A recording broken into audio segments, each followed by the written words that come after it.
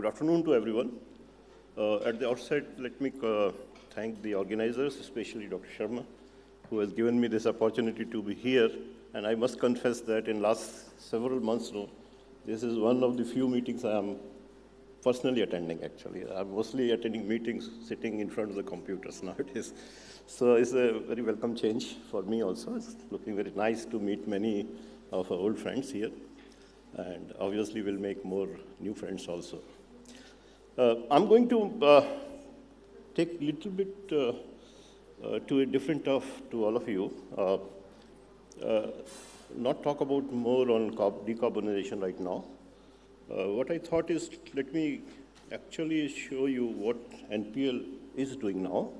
But to set the context, and since this session is on industrial emissions, technology, monitoring, etc. So I thought I'll give you some of my views on estimation and monitoring of emissions. And so I'm from the National Physical Laboratory, and today, with me, my three more colleagues are here, Dr. Shankar Agrawal, Dr. Daya Soni, and Dr. Khem Singh here. So just we have seen from Dr. Rakesh's presentation a little while ago about the inventory. So inventory is actually basis on which the decarbonization or the assessment would be done, what we are doing. So you need to have an inventory. And we are very fortunate that in India we have a very robust mechanism to develop the greenhouse gas emission inventories under the aegis of the Ministry of Environment, Forest and Climate Change. They have a NatCom program. I've been associated with that program to some extent. But here, I'm not going to discuss more about numbers.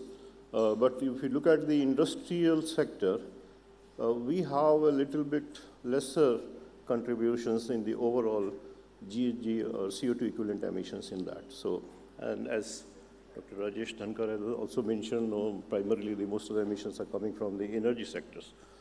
So this is just to give you a perspective. So in the this greenhouse gas emission inventory based on the methodologies prescribed by the Intergovernmental Panel on Climate Change, IPCC, there are different categories, as has been mentioned.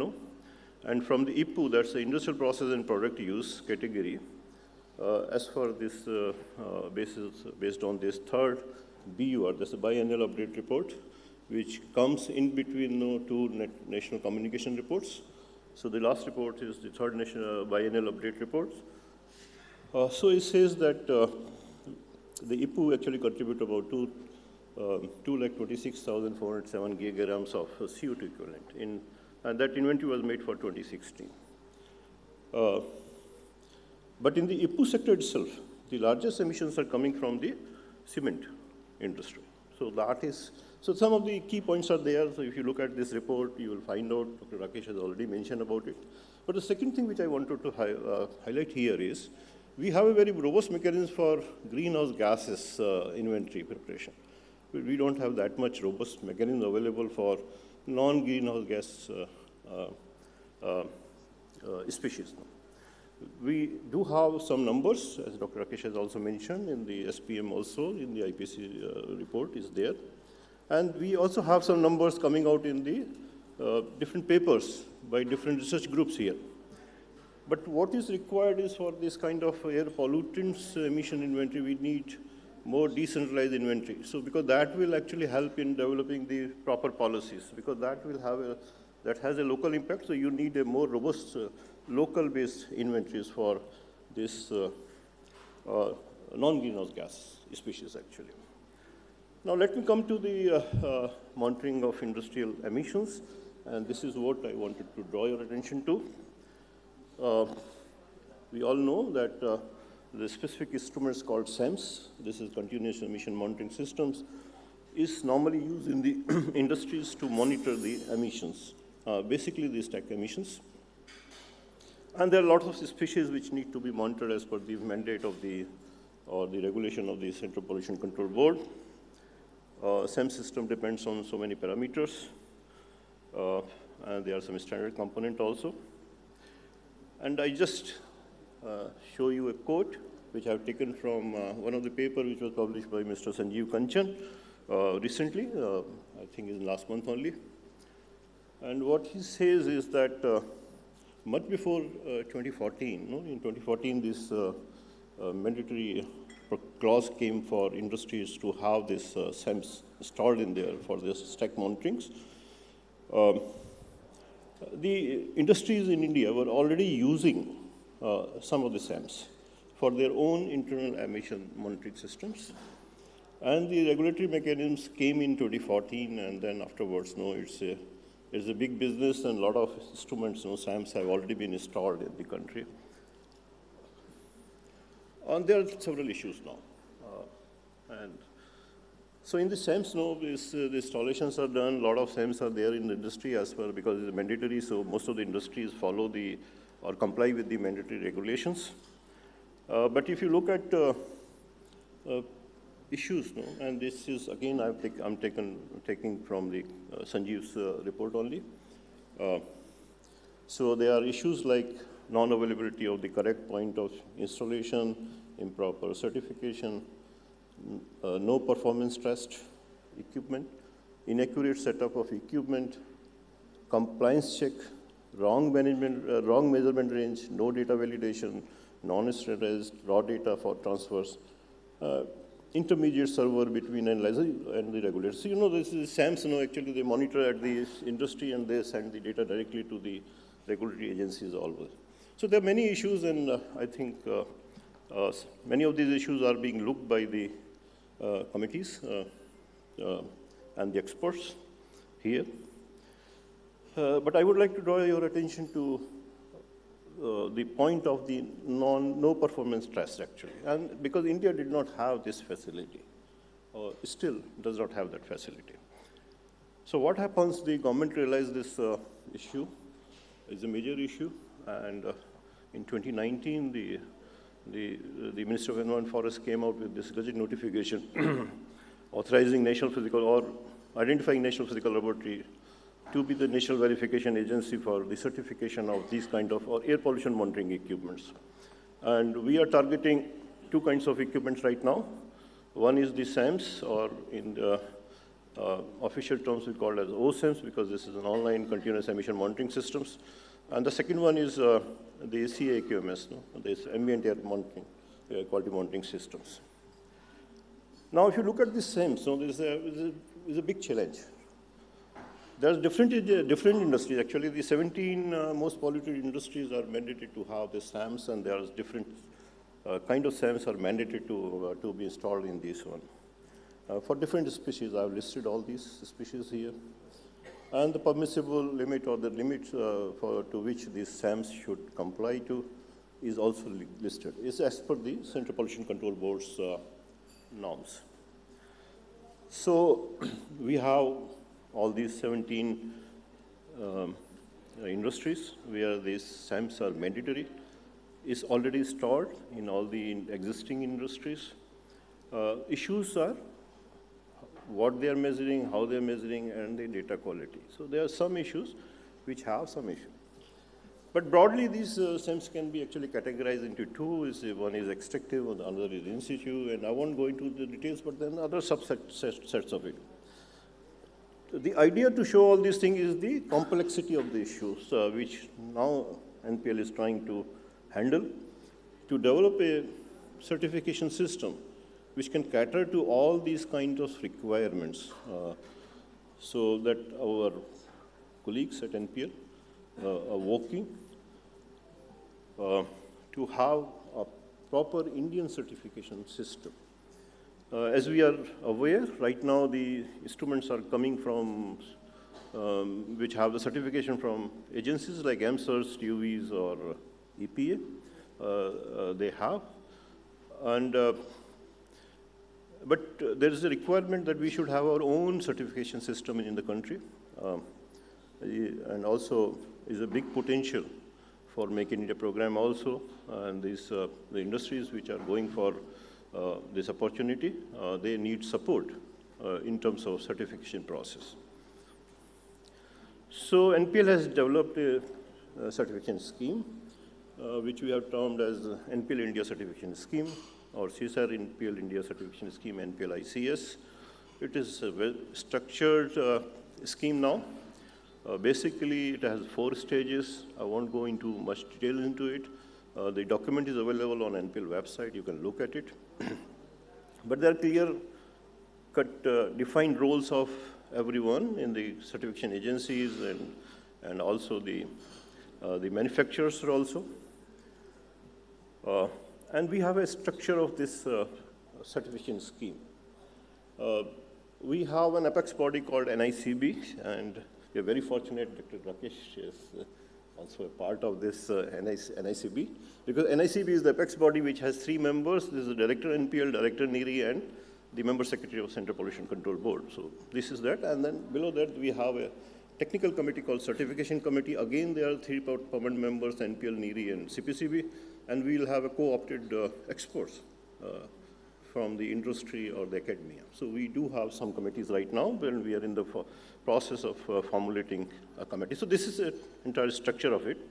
I will not have that much of time to tell you everything.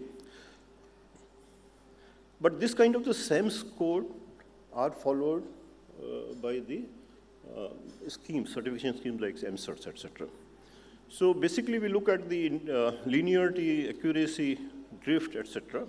And there's some ranges, no, which are acceptable or which are permitted under those SAMS codes. No? So I have already given some example here. The top table shows the sulfur dioxide, nitrogen oxides, and carbon monoxide SAMs, and their certification, the ranges for that, it will there. So what we are going to do is right now we are actually working to develop the Qual-1 testing facility at the National Physical Laboratory. So you know the sources of uncertainty. It will come from temperature measurement, gaseous interface and noise, pressure, humidity, voltage fluctuation, flow, the standards which we use in terms of CRM or BNDs, or the instrument we use. So that's how the total uncertainty will be estimated. So our scheme and our testing facility will cater to all these requirements actually. So the overall scheme is actually we are targeting to have a facility for Qual-1, Qual-2, and Qual-3. All 3 requirements will be met, but we are moving in a phase way. So first we are targeting Qual-1 only, that's a product certification.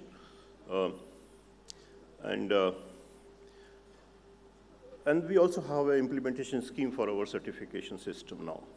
So that is already in place now. And the design background of the testing and calibration facility for the certification also, because we have the certification, but the certification will be based on the test and calibration of the equipments and their performance evaluation, both in the field conditions and laboratory testing. So that is how the scheme will be doing. So it will be looking into the low uncertainty in instrument testing and calibration. And right now we are following EN standards. Because when we started this program, the Ministry of Environment and Forest gave us the fund for it. We had an interaction with the National Physical Laboratory of UK, which is actually a counterpart of NPL India, because NPL India is also a National Meteorology Institute of India, and the NPL UK is the National Meteorology Institute of the United Kingdom. But because of the COVID, there are some issues, so the NPL UK withdrew, but we had already actually moved forward in actually developing our scheme. And that was based on the EN system. And right now we don't have ISO standard for it anyway, and BIS standard is also not there. I think Dr. Tyagi is very vocal in this, and he is pursuing BIS also to look into these aspects. So anyway, so we will be following the EN standard as of now. And I have listed some standards here, EN 152673 and EN 14181, that's a quality assurance. We already have a strength in NPL. For example, we have the traceability of several parameters. Some of them are apex level traceability, and these are all listed here. These are our gaseous parameters, for which we have traceability, and the ranges are also defined here. We do have traceability for physical parameters like temperature, humidity, pressure, flow, voltage, both AC and DC, time.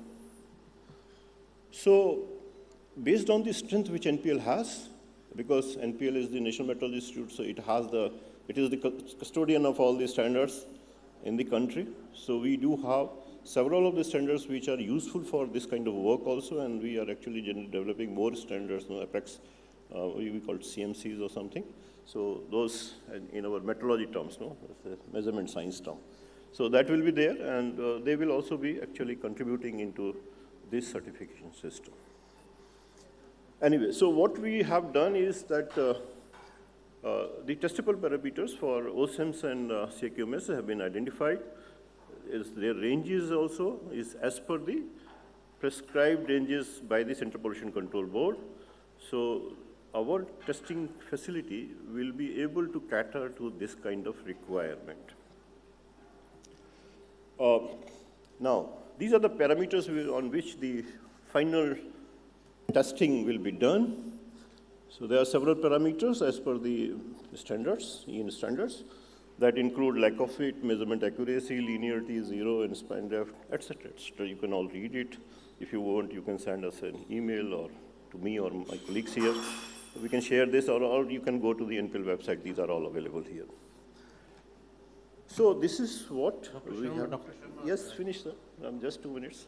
So anyway, the certification will help us in actually improving our confidence in the measurement to be done by any instruments. And this will be based on task evaluation, verification, and the performance parameters, which will finally lead to the certification of the instruments. Anyway, just to inform you, we have already started process launching the facilities for certification. This year, no, last year actually, NPL had celebrated the Platinum Jubilee year. NPL was also established in 47, and it's coinciding with the Azadi Ka Amrit Mahotsav. So anyway, so we have been celebrating it for the last whole year, doing several things.